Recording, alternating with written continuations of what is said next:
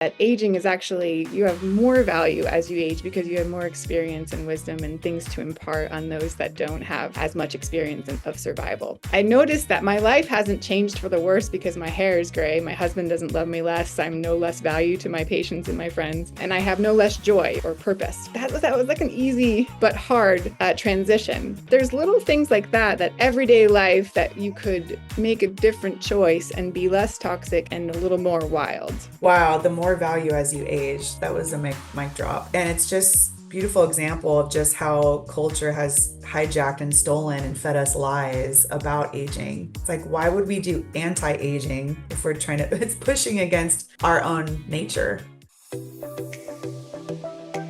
Hello, my friends. Welcome back to another episode of the Dr. Lowe Show. I have one of my dear friends on the podcast, and I'm so excited. And I had to kind of convince her to come on because this is not her normal thing. Like, she is like an amazing doctor in clinical practice, and this is probably pushing her out of her comfort zone. So we're going to make her feel really comfortable. And but she has just such a beautiful perspective when it comes to health. She actually came down to Dr. Nadine Neale, that's my guest on the show. I'll share a little bit about her, but she came to visit me recently and it was like a breath of fresh air, and it was just so exciting having my friend coming to visit me.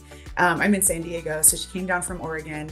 And I was like, when we went to dinner, we were talking about this concept, and I'm like, we have to talk about this on the podcast because it's just a concept that I want all of us to understand more. And I think it's going to really help improve the quality of our life, how we go about our day. And so we'll be jumping into this concept of rewilding shortly, but a little bit about my guest, Dr. Nadine Neale. She's a naturopathic doctor. She's passionate about medicine, about her unique approach to patient care. She blends naturopathic medicine with modern scientific research with a blend of natural pharmaceutical interventions, and she runs her practice New Health in Oregon. And she's a busy girl. She's an amazing doctor. And so welcome to the show, Dr. Nadine Neale. I am stoked to be here and honestly just so stoked to talk about the topic of rewilding. I know. Well, we're going to dive into it, but I always like to give people a quick little background of my guests. Like, why are you a naturopathic doctor? Is this something that you stumbled upon? Was it a health related thing? And you don't have to get into specifics, but like, why are you an ND? We're both NDs. We all have our own stories. So what brought you to it? I think it's, for me, about seeking truth. I think there's a lot of truth in nature, and I wanted to find it. Yes. And same for me. I mean, I remember going to quote unquote bad doctors and feeling like there was a truth that was hidden from me. And I was like, I don't trust you guys anymore. And I have a little bit of a different take on medical doctors now because I have a lot of empathy for them. I think it's a system that's hard to work in, and a lot of them have amazing intentions, but I was like, there's more to it and I need to learn it. So I feel like we're similar in that way. We're both truth seekers. We want to understand this and really feel like we're getting the full picture, you know? So yeah, so jumping into this concept of rewilding, you talked about this when we went to dinner and I was like, yes, I love this concept. So what does rewilding mean to you and how does this show up, in our lives? I think, really simply put, rewilding is when you take something less wild and you make it more wild. And I use kind of a guiding question, which I use in practice a lot, which is, what would nature do? And if I follow that curiosity, then I feel I tend to find the answer that is going to be best suited. So to get from less wild to more wild, I just say, well, what would nature do? Mhm. And naturopathy is a lot like that. So we try to mimic nature and go along with, use nature, enhance nature, and get out of nature's way. And that's just how we kind of flow as physicians. So rewilding really fit in with my general principles of practice. And I would say that in modern practice these days, I don't know about you, but I'm testing patients on a regular basis for tox burden, environmental toxins, mycotoxins, heavy metals, because people weren't responding as well to foundational treatments. So I Mm-hmm. had to figure out what was in the way, and a lot of it was toxicity. So 100%. yeah, I felt like the answer, yeah, is detox. Sure, that's important. You got to identify the toxin and remove it, and that can sometimes be tricky. But beyond that, we need no more toxins, and rewilding seems like the answer to me. Mm-hmm. 100%. And I love this. And I talk about, I first got really passionate about the paleo diet years ago. I've since then expanded a bit from, it doesn't have to be so rigid necessarily, but one of the concepts I loved about the paleo diet was just beyond the eating part, but just the lifestyle part is, operating more like our Paleolithic ancestors. And when I would talk to patients about just some basic concepts like getting better sleep, it's like, like you say, what would nature do? If you look at it, once the sun goes down, you look around and there's houses with just lights on everywhere, right? And it's pitch black outside. And it makes no sense, but we're just all used to it. It's like this is normal, but it's totally abnormal. It's totally not in line with the way that our bodies operate. And technically, we should be in pitch black outside unless the moon is out. That's really the only time we have a real bright night. And interestingly, that can coincide with ovulation, right, for women. And it's like we are not disconnected from nature. So that's one of the reasons I wanted to talk about this is to bridge that gap between nature and me. It's not like outside is nature and inside is me. It's like we are very much connected. And so do you feel like we're so disconnected from it that we like have lost our instinct, or do you think that's still there? Oh, it's there. Uh, I went last weekend on a hunting course. I'm learning to Oh hunt. yeah, you're talking about that. How was that? Transformative. It was transformative. And one of the key concepts I walked away with was that I am a hunter. Uh, my primal ancient instinct in my genetics is to hunt and procure food, gather and forage. And I went on my own solo hunt. And while I was out there, I was turned on. My aliveness went up to level plaid, and I became connected to my surroundings. I heard things, I smelled things, I observed things. I followed my instinct to move a certain way in certain places, and I found the animal. And it was a hen, so she wasn't a legal, you know, shot, but I found the animal. It was amazing. It's in us. We just Mhm. have to pick it up. Yeah. One of my favorite shows is Outlast. I don't know if you've seen that. I think it's on Netflix. And also Alone, I think it's called. And it's these shows about people surviving in nature. And with Yeah, Outlast, you're actually in a team, and Alone, you're solo, obviously.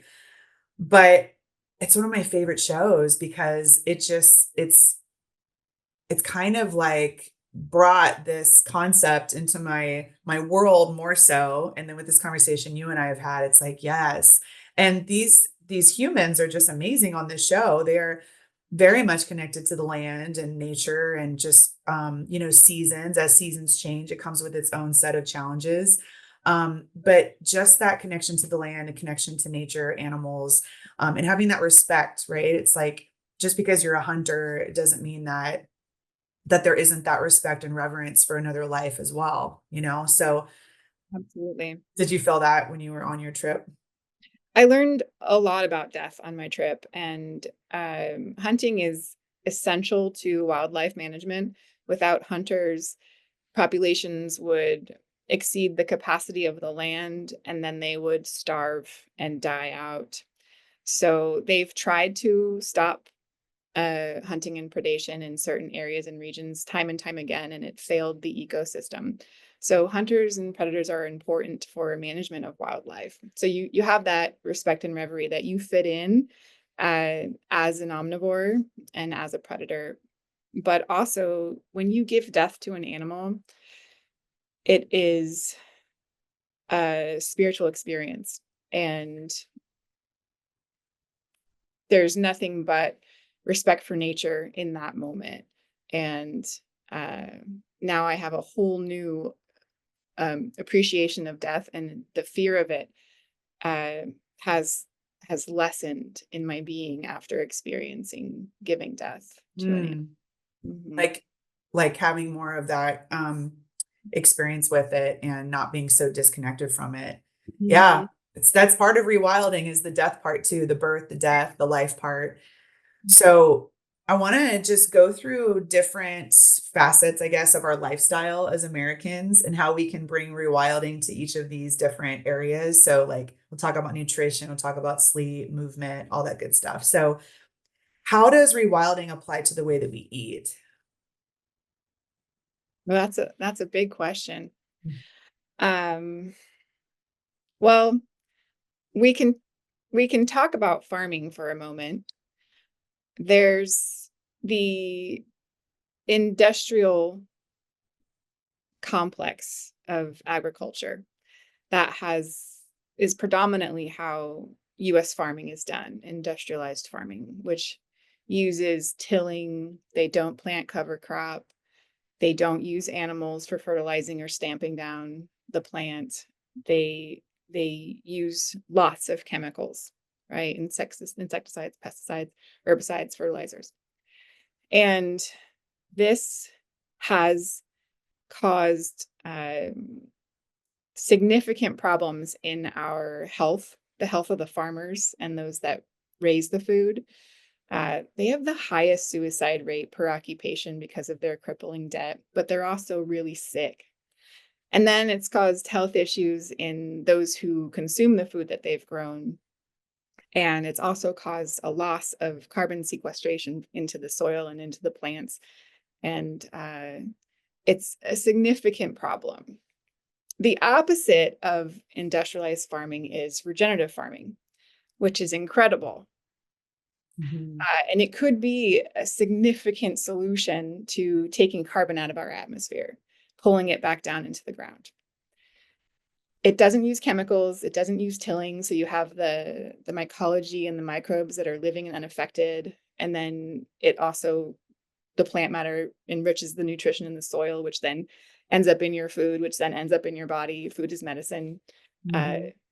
and so they use animals to fertilize, and yeah, it's a beautiful answer. Mhm.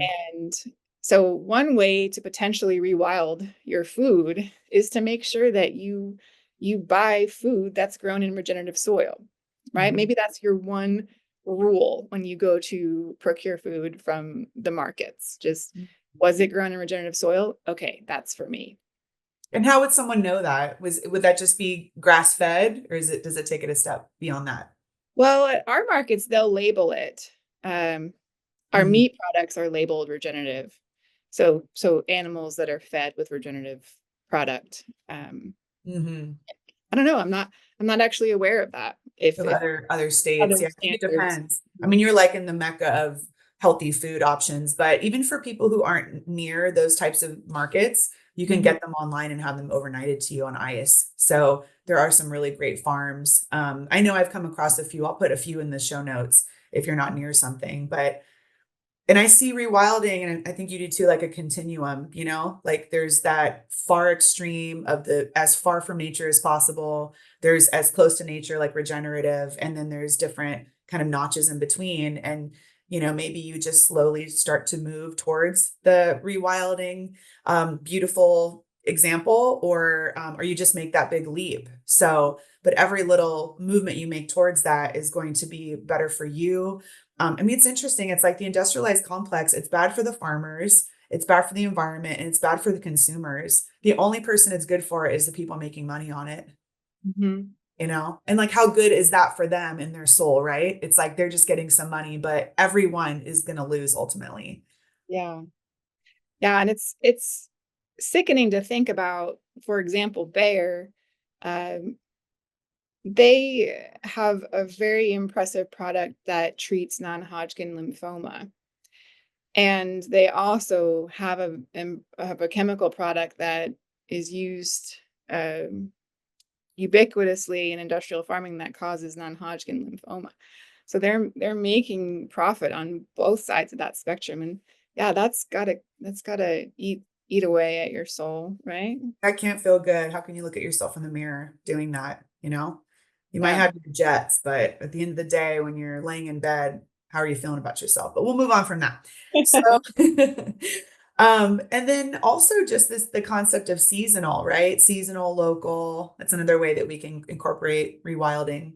hmm Mhm. Yeah, if you were to maybe become connected to a farm share, they will provide seasonal vegetables in a box, and many farmers contribute, and you get a variety of fresh produce delivered, or you can pick it up. There's definitely excess points for eating nutrient-rich, safe food that's grown locally, and that is a Mhm. powerful change immediately in a culture, and that will have a rippling effect so much faster than you can imagine. Mhm. Yeah, so we have a big range of listeners, people who are in the health field or those who are just like brand new to this. So for someone who's not familiar, that you could actually get a box delivered to you with local produce. I believe it'd just be like a CSA, right? Community supported agriculture. So if you just look that up in your area, I mean, most places, I'm sure you'll be able to find something like that. And then just also with the nutrition piece, what are your thoughts on just intuitive eating from like a rewilding lens? Mm. That's a great and hard question. Intuitive eating. Like for me, just while you're marinating on that, for me, the more I get to know my body, the more I can tell what my body needs. But I Uh-huh. didn't used to know that at all before going into this form of medicine. I would have no clue. It's like I just need something. I'm just gonna get Skittles. It's like I'm craving something, but now I can really go, okay, I need some protein, or now I need some water. I feel like I need some electrolytes. Like the more you get to know your body, the more you can listen to that and be able to listen accordingly, you know? Yes, I think that there is a lot of food chatter that happens as a result of being disconnected from our bodies. And when we reconnect to our body, that food chatter can quiet. And when you have only that quiet place, then you're able to um, listen. I guess Yeah. that's maybe the best word. You can listen to the asks, and Mhm. yeah, you can Yeah, it just makes sense. Otherwise, you're outsourcing that knowledge and expertise to research or experts or all of that, and that's always going to be changing. But when you start to listen and tune in to those messages, you're able to really in real time hear what it is that you need, and that might not be exactly what their recommendations are. yeah, there's a lot of opinions out there and a lot of noise, and it's very overwhelming, and people just shut down from overwhelm and decision fatigue. But you have the answers. They're inside of you. You have to reconnect to find them. Yeah, and if you go back to that question, what would nature do? Then maybe if this research study that comes out and saying that red meat's going to kill you and eggs are the devil, okay, well, what would nature do? We've been eating these for a long Yeah. time. These are modern diseases. I don't know if I believe all that. So let's jump into sleep and circadian rhythm. So this is a tough one because there's so much that's coming at us that can get in the way of getting really good sleep and having a circadian rhythm that is normalized. So, how can we restore this rhythm, in a world of screens, artificial light? I mean, or really actually with the concept of rewilding, like what's the most opposite and what's the most, closest when it comes to to this area? Well, on both sides of the spectrum. So, one simple way you can help reestablish your circadian rhythm and your production of melatonin and growth hormone would be to turn off the lights. It's just that simple. Artificial light pollution, just stop it. And potentially, if you have light coming in from your windows that's artificial that you can't turn off, then you would just want to block it out, right? And then the opposite end of the spectrum, like myself, I'm trying to build a house that doesn't have electricity. So I won't have any exposure, right? But you can find anywhere in between that, just reducing your screen time. I mean, the basics. We know the basics. Yeah. Yeah.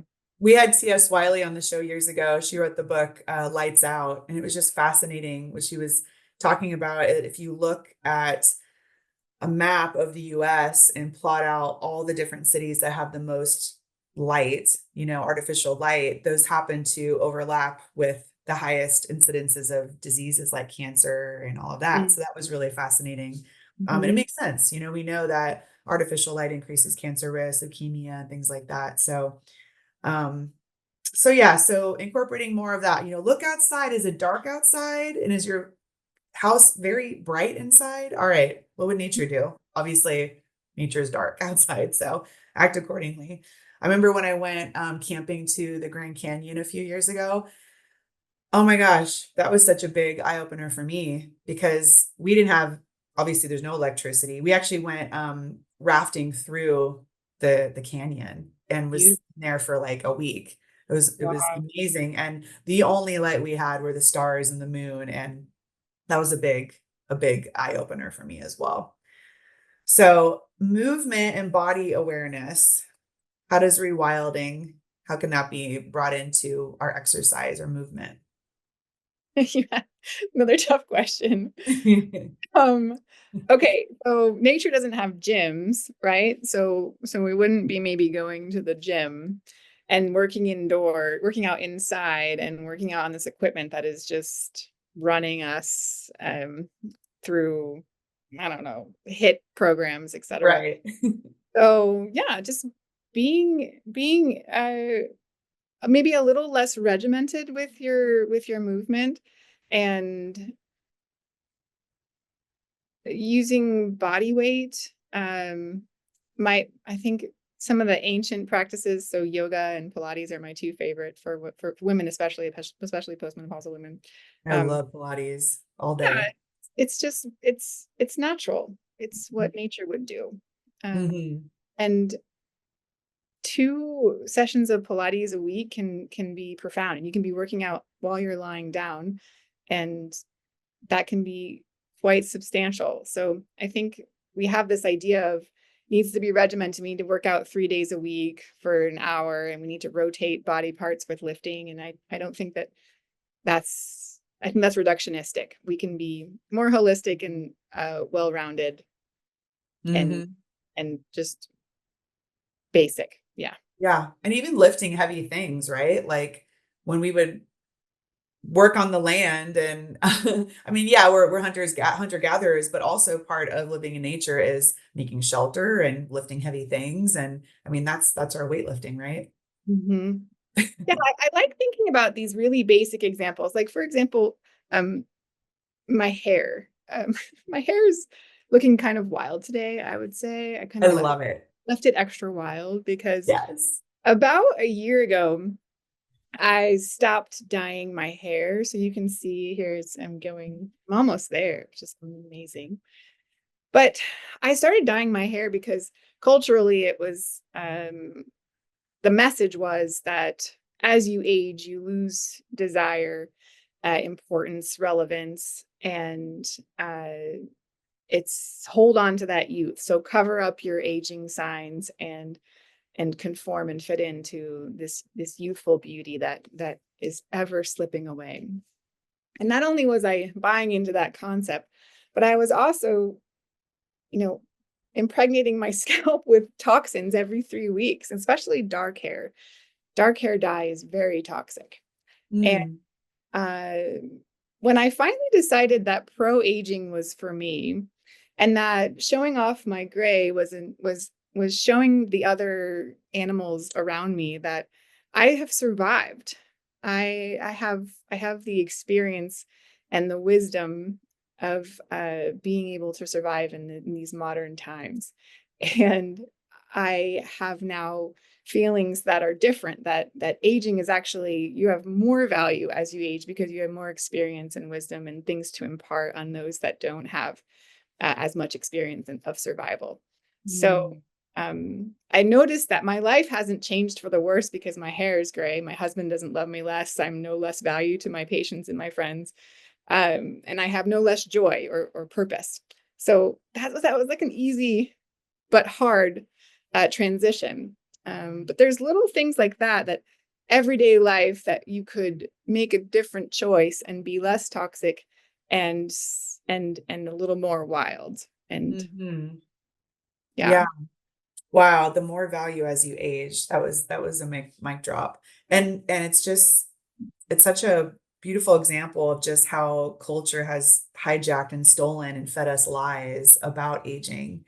And Mhm. it's like, why would we do anti-aging if we're trying to, it's pushing against our own nature.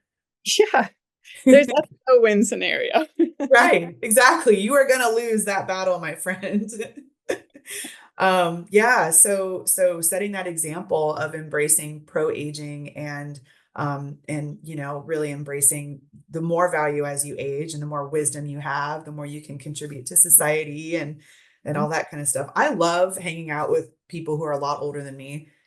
Mhm. I love it. I just soak up so much. And I always have ever since I was a kid. I don't know Mhm. what it is. I'm just really drawn to the elderly. Me too. Yeah. Yeah, the stories, just so many things you can get from that. So, all right, let's see. Are there any other like areas in the rewilding concept that you think of? I mean, I'm sure that it could extend into lots in the beauty industry, whether it's makeup or nails or all those Mhm. things. And I We also think like nervous system kind of stuff too. I mean, that's a big area that I focus a lot more so with patients where it's like, yeah, we could do all these detox protocols and they can be on the perfect diet and all that, but if they are traumatized by their modern lifestyle, it's Mhm. only going to get so far. It's only going to get them so far. So the rewilding concept, how can that really apply to our nervous system, the whole fight or flight kind of pattern that so many of us are stuck in? Yeah, there's a lot of burnout, and people don't even know the diagnosis of burnout. I have to sometimes inform them that this is a diagnosis. These are the criteria for diagnosis, and this is where we sit. And it is almost viral burnout. And we need to likely sit with our life and think what we can do without so that we can reduce our output and demand and make really hard decisions that we're afraid to make so that we can simplify our life and that we can start living more and recovering from this perpetual demand that is absolutely overstimulating our nervous systems, like you said. Hmm. So, first, okay, I acknowledge that I am burnout. What am I going to do about it? And for myself, it took 3 years to unwind from my burnout. And I'll never put myself in a situation again where I would become burnout because it wasn't living. Hmm. What do you think led to your burnout and how'd you get out of it? We could do a whole show on it, I'm sure, but any like main takeaways that you got from that? I wasn't feeling alive. I would sit in my office and feel like I wanted to just not be around. Hmm. And as morbid as that sounds, it was just it's the opposite of feeling alive. So then when I acknowledged that, I thought to myself, I'm doing life wrong. I Hmm. need to figure out how to feel more alive. And that's when the journey began. And I started to seek adventure. And through the adventure, suffering, and through the suffering, building grit, and through building grit, building an awareness and a connection, and understanding my being more, and my dimensionality more, and my femininity more, and my divinity more, and bringing all of that back to the surface of like this is primary important. Everything else is secondary important. Um, so that was the the stimulus was just not feeling alive and saying, Hmm. all right, I don't want to do this anymore. Not like this. I have to figure out another way to do life. Hmm. Because you're not a robot. You're not just a doctor, checks in, checks out, and that's all you're good for, right? Yeah. You are a human on this planet for a reason, and it spills over into this beautiful practice and what you do for patients. Yeah, we all have a creative genius inside of us that is wanting to bring forth. their purpose, their unique purpose. It's only special to themselves. And I feel like if we're not bringing forth that creative energy and that creative purpose, then we're probably not going to feel like we're we're that fulfilled. Mm-hmm. Yeah. Well, when you have your no electricity house built, I cannot wait to come visit you. Before we let you go about your wild day, I would love to know for those listening who want kind of like some tangible examples. I loved the hair example, but just some takeaways maybe for how this can look throughout your day. Like if someone were following you around, what would be ways that they would see you incorporating like rewilding into how you go about your day? All right, let's see. Uh, maybe in the kitchen, you would see me only using cast iron, or wood or glass. I'm using stainless steel. So basically, nature made materials.